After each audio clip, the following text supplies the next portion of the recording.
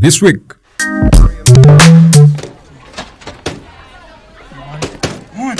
Is there a problem, Mr. Bowen? People, make sure your audition number is clearly visible on your clothes. This isn't a game.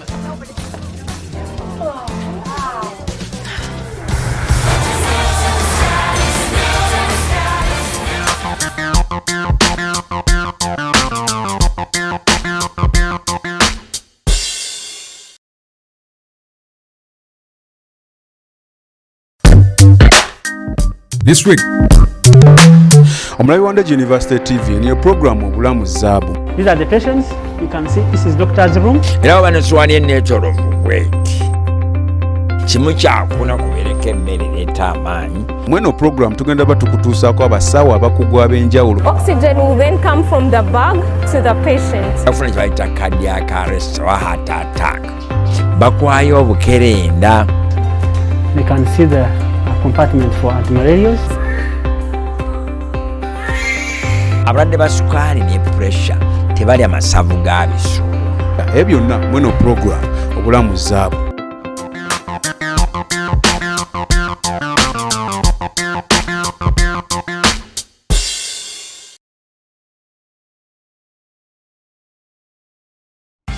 Would you like to help solve the development challenges facing our country? Come to Ndejje University and learn to create self-sustaining projects for your future. Our expert lecturers are ready to equip you to become an engineer to design effective processing machines, or an agribusiness entrepreneur to implement such technologies for food processing, or even a software developer to create mobile apps that can help market the products. We even provide you with the entrepreneurship skills to effectively manage the value chain in your line of business. And all that action happens on an area spanning 700 acres with the best facilities on 2 campuses in Luero and Mango, serving both undergraduate and postgraduate courses. We also have courses sponsored by the Higher Education Student Loan Scheme. Apply online at admissions.ndu.ac.ug or pick applications from any of our campuses. Call the numbers below for inquiries. Ndejje University. Come experience a holistic approach to learning.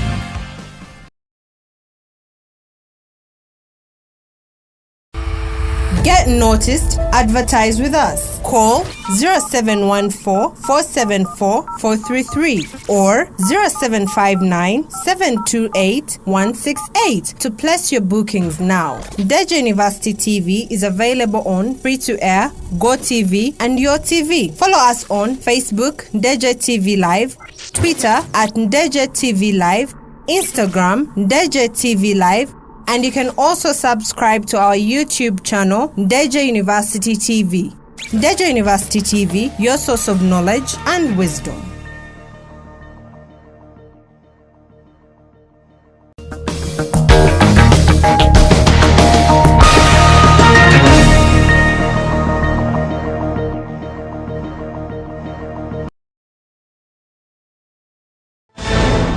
Coming up in Live at 8.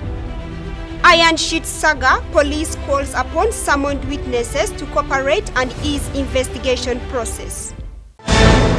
Money lenders warned against taking national identification cards as collateral. And in sports, Uganda Woodball Federation prepares for Woodball World Cup 2023.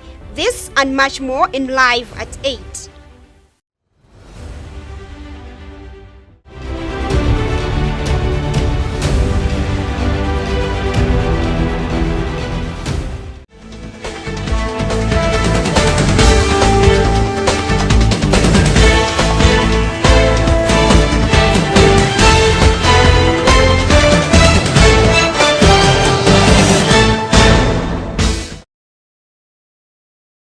Welcome, this is Live at 8. My name is ANSLEM OJARU with the news in details.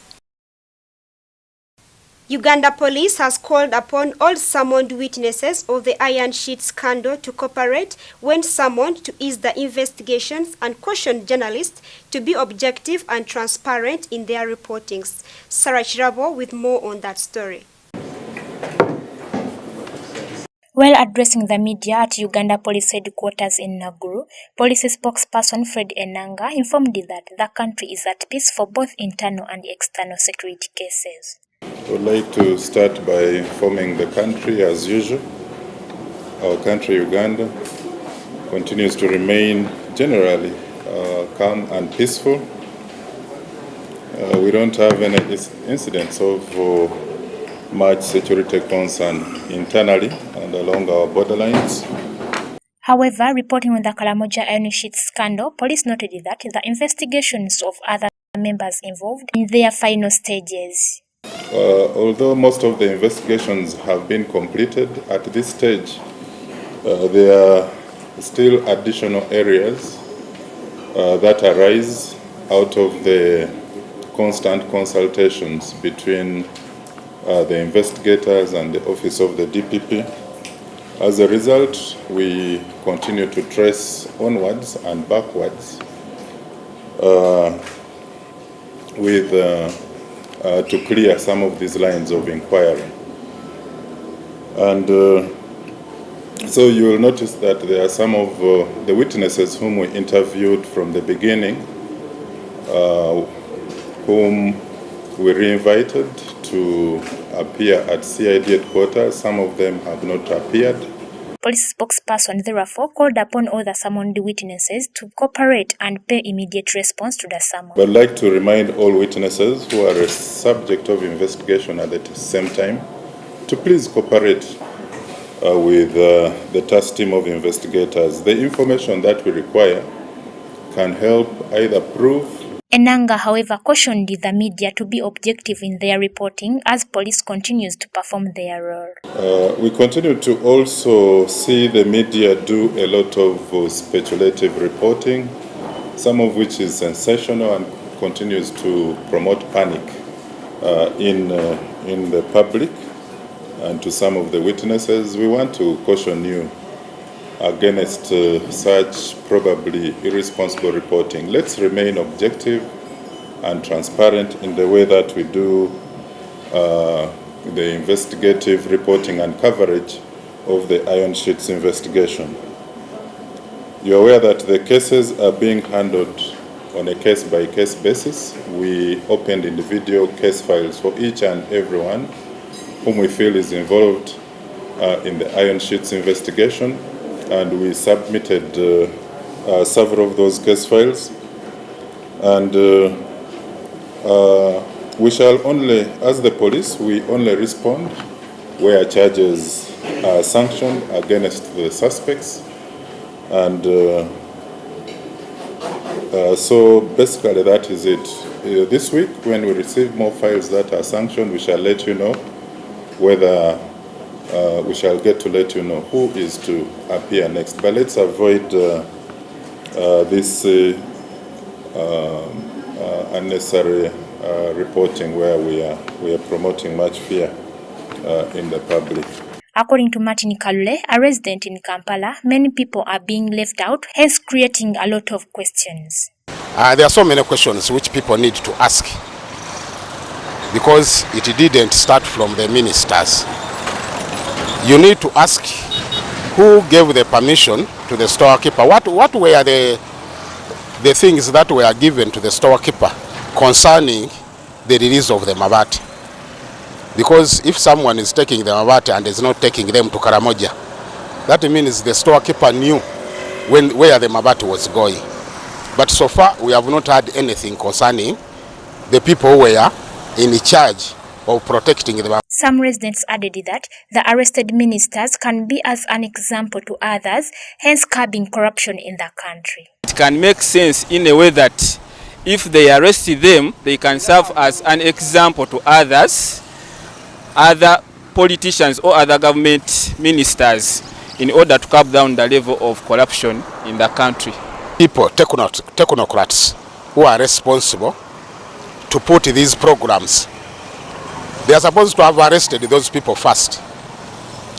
And they will have told us if they got orders from the ministers to release the mabati. These are politicians. They may have used the mabati, got a chance to get the mabati, But what about the people who are supposed to keep the mabati and deliver the mabati to the people who are supposed to benefit from the mabati? So arresting ministers, it may make a shake-up so that others can correct their problems. But will they recover the money? Because some of them are saying they didn't request for the mabati. Will those people pay for the mabati? They are only arresting those ones who were in charge, for example, Gorobi and Kitutu. But what about the others? Will they recover all the mabati? So we are waiting to see. However, Elijah Chuprangat, also a resident in Kampala, stressed that arresting ministers won't do any change and suggested that they pay equivalent. Ministers won't do any change and suggested that they pay equivalent. Ministers won't do any change and suggested that they pay equivalent. Ministers won't do any change and suggested that they pay equivalent.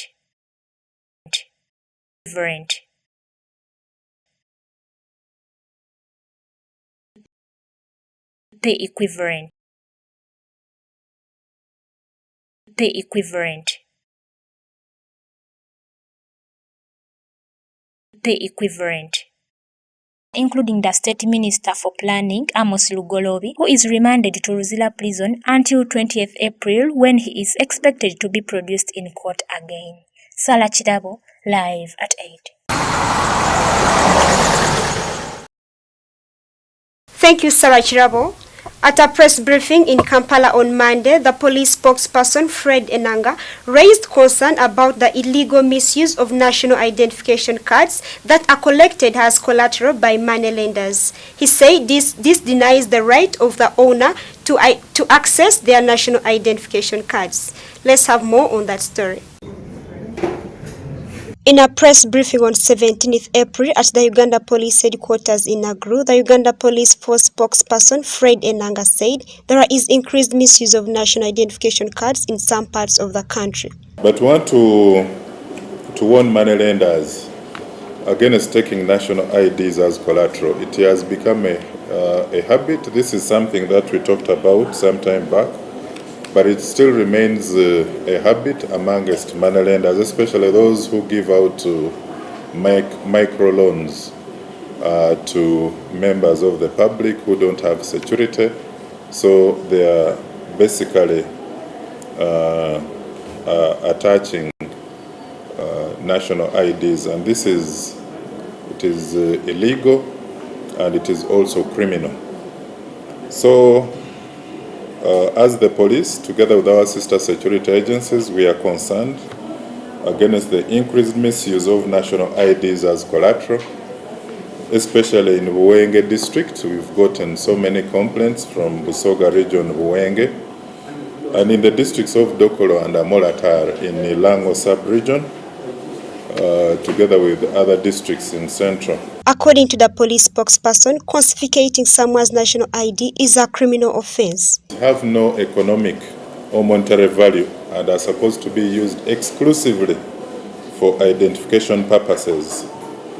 Therefore, any act of confiscation, removing, taking, or handing over a national ID as collateral is illegal. Because it denies the owner of the national ID the ability to use it for identification purposes and in the many other. He therefore called on the citizens whose national identification cards were confiscated to report to the nearest police station for assistance. So we'd like to call upon anyone whose national ID was used as collateral or confiscated to report to the nearest police for further assistance. Under the Registration of Persons Act, Section 77B, it is an offense if a person without authority deprives or dispossesses a holder of his or her national identification card or alien's identification card. Then there are also other offenses whereby if a person unlawfully keeps or takes possession of a national identification card or alien's identification card that belongs to another person, it is an offense. And it is also an offense if somebody is found in possession of more than one national identification card or alien's identification card that is intended to show the person's identity. During the same press briefing, the public relations manager at NIRA called on citizens to come and collect their national identification cards. Prudent to note that we have issued out at least over 26 million NIN numbers or national identification numbers to our dear citizens.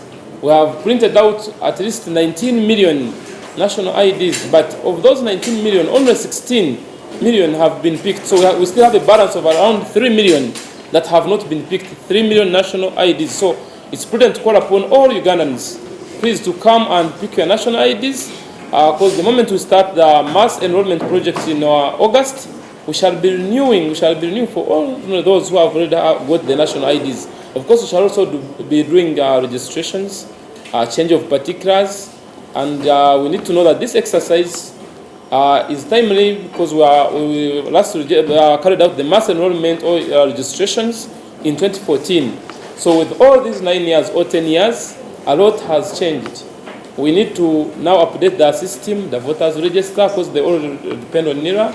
We have to bring in the new systems to make sure that we are really at par. But according to the Registration of Persons Act, it is an offense if a person without authority deprives or depossesses a holder of his national identification card.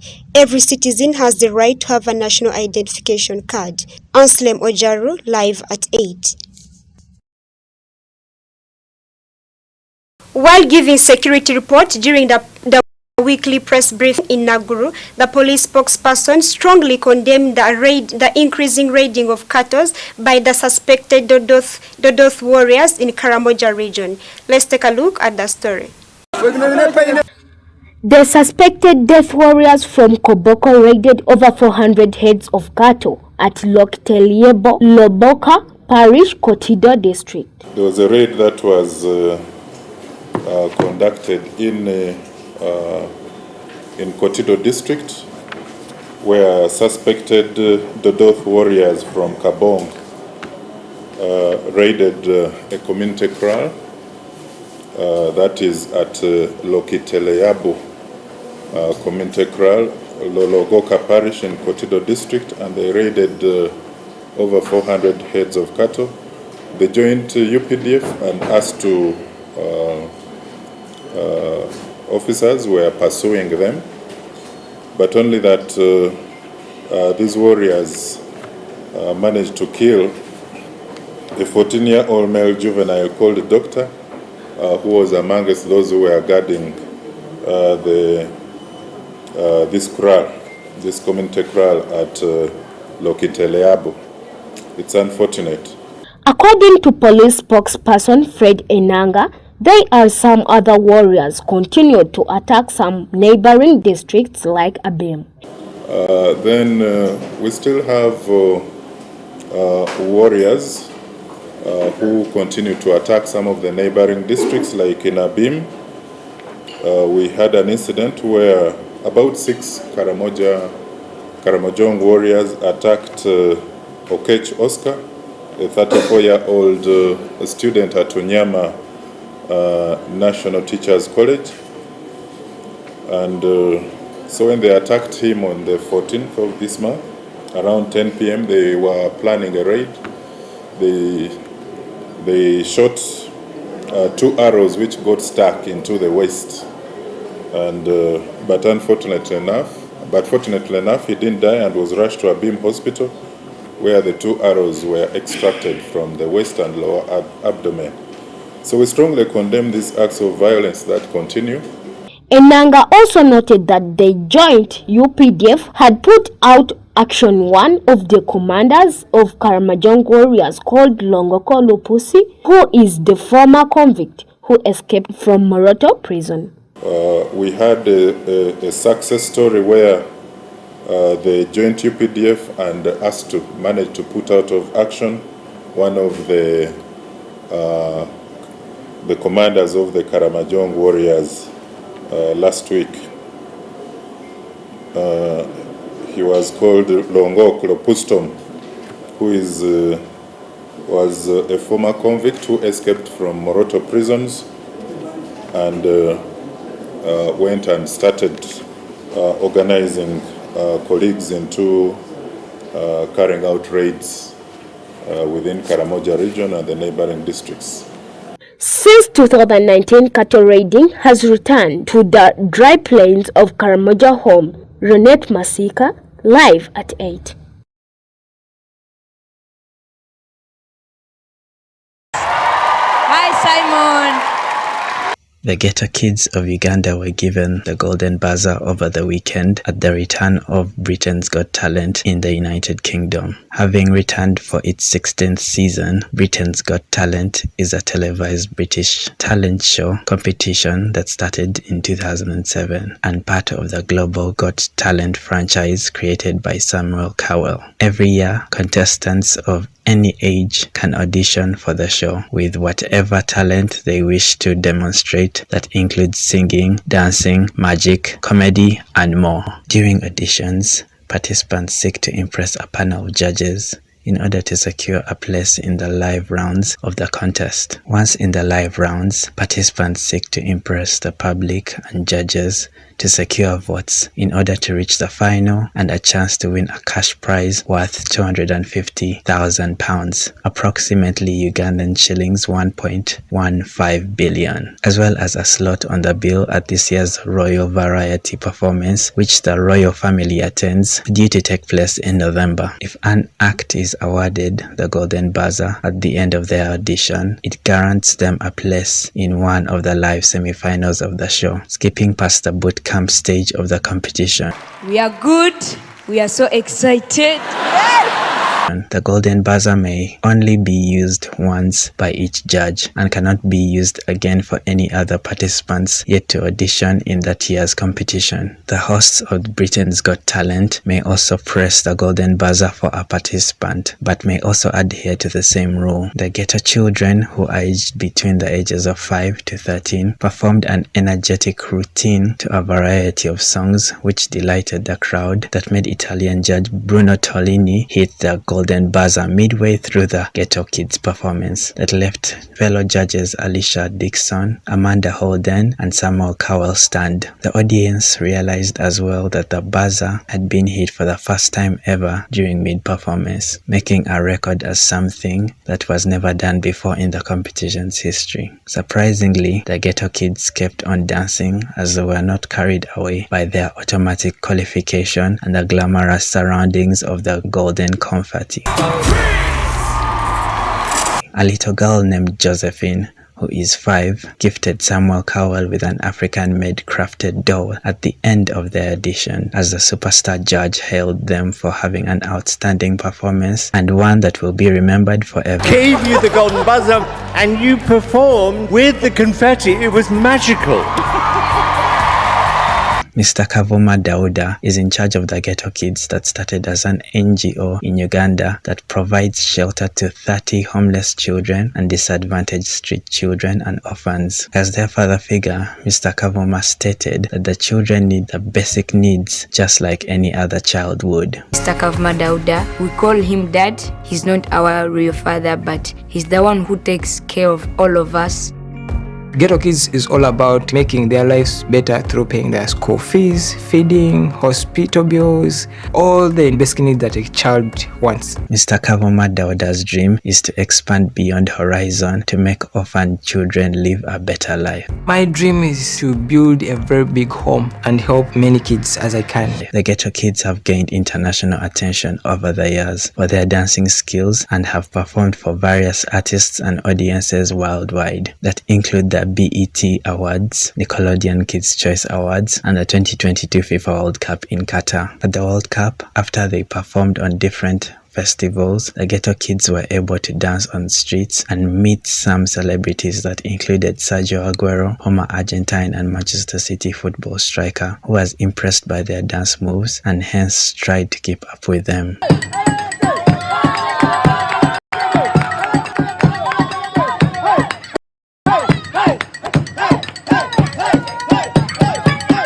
Britain's Got Talent has an average of 9.9 million viewers per season, and the Ghetto Kids of Uganda will have to wait for a few weeks before they can make another appearance on the big stage, but they are already through to the semis thanks to the Golden Buzzer performance. The Ghetto Kids are a joy to watch and beckon with, and as Ugandans believe, they have attained the hearts of many worldwide and have the opportunity to walk away as emerged victors of Britain's Got Talent 2023 because they are worthy contestants and they are surely making Uganda proud. They deserve the chance, they deserve the moment. And in sports, the Uganda Woodball Federation summoned 45 athletes to take part in the national team trials as they prepare to compete at the Woodball World Cup 2023. Let's have more on that story.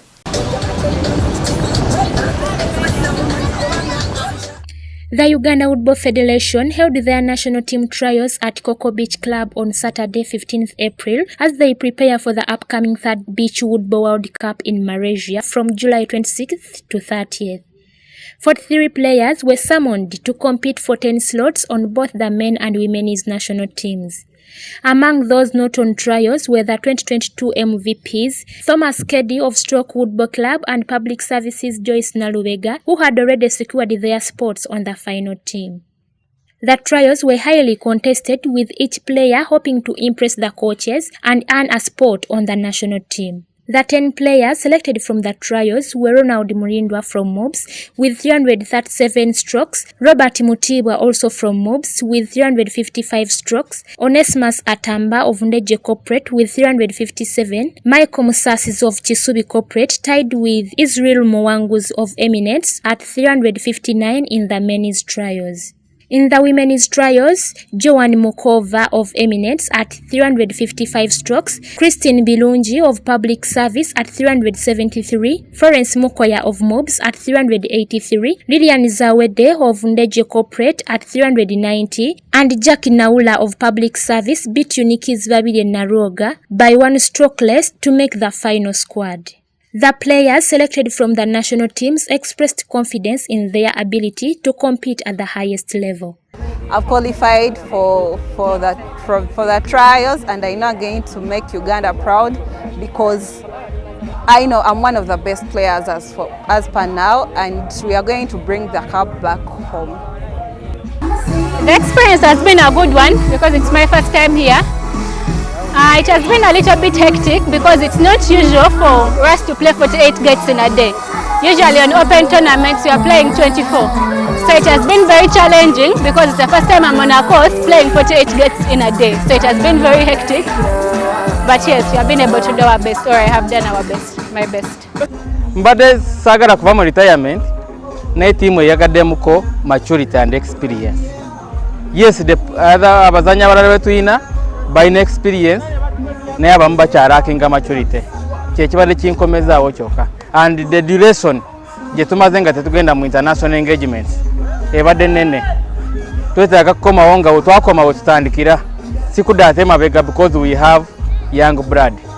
Twali twagala twakomawo tubatandikira nga tuvuganya Taiwan okudda mu namba emu.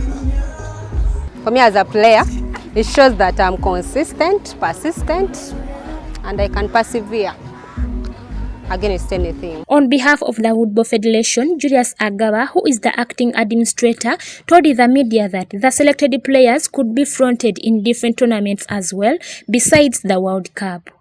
As Federation, we are very much happy that the process of the national team trials are done, and we have successfully managed to get the screen, the dream team, the best team for the Beach World Cup in Malaysia, and we are very happy for that. And we think from these trials that we have managed to get the best team that can easily and perform better at the International World Cup. And we hope that this team can be taken into another program to be digested well and give proper preparation until July. With teams from all over the world, the third Beachwood World Cup promises to be a highly competitive tournament where the Uganda national teams will be hoping to make their mark as they return to the international stage. Sala Chirabo, Arisharan Kiranda, live at 8.